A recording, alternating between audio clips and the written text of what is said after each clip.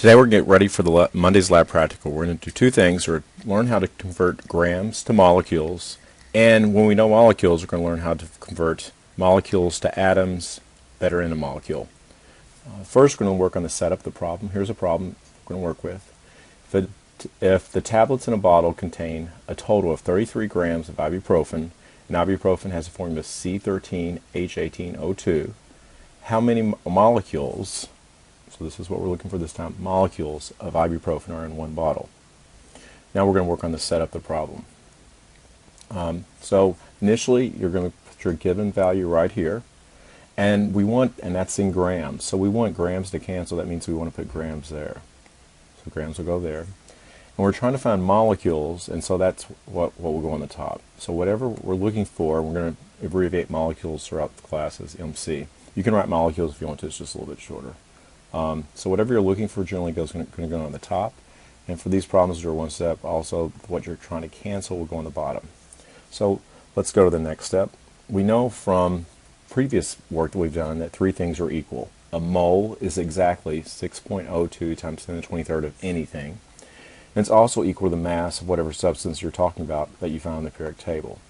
Now this is a compound, so we'll have to add up the molar mass together. So let's do that next.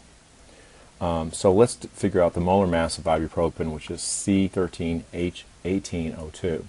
Now you want to go ahead and get a total for this and put that total in your factor label. So what you need to do is multiply 12.01 times 13, and then 18 times the molar mass of hydrogen, which is 1.008, and then 16, which is a molar mass of oxygen, times 2. And when you total all that, you should get a molar mass of 206.29 grams. So if we go back to the last slide for a second, the molar mass we'll be using here is 206.29 grams. So we know the mole is equal to that molar mass. That's the molar mass of 1 mole of ibuprofen. And if you have this molar mass, which is actually a very big mass, you're going to have this number of molecules. So let's proceed. So to go grams to molecules, so here's our setup. We've put the 33 grams of ibuprofen right there, and we put the molar mass that we found down at the bottom. Now what's great about this is we'll know the grams are going to cancel, and now we'll end up just with molecules. So to do this problem, what you're going to have to do is multiply 33 times 6.02 times 10 to the 23rd, and then divide by 206.29. It doesn't really matter what order you go in. You could say 33 divided by 206.29 and then multiply by 6.02 times 10 to the 23rd. Either way, you'll get the correct answer. Go ahead and get your answer, and let's check and see if it's the same answer as I have here.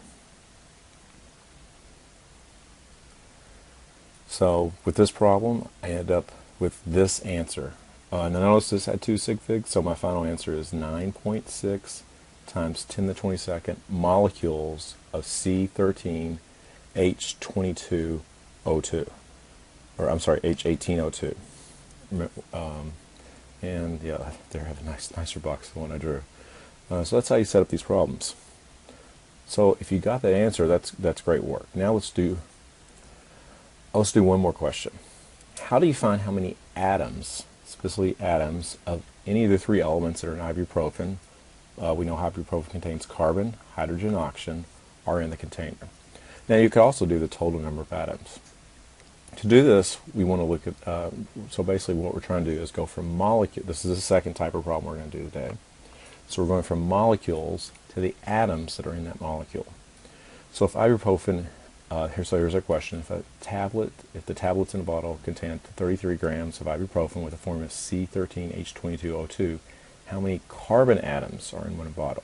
Now that's going to be different from the number of molecules, because we know this one molecule contains 13 carbon atoms. So here's the relationships we see.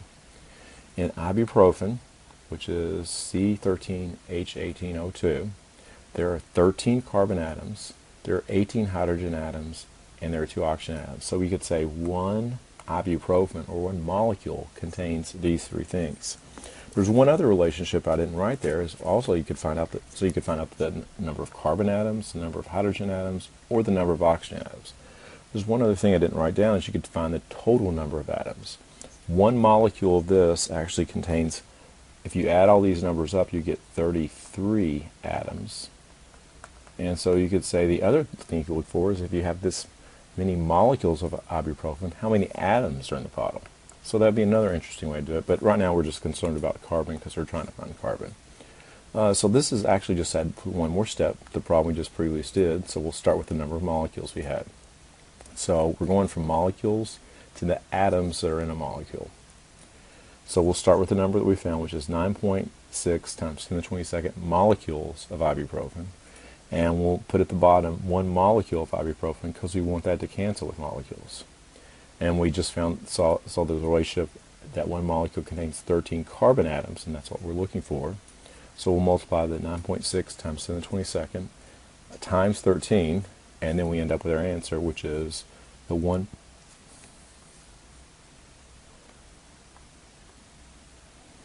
And this actually says molecules right here, but we want to change this. This is actually carbon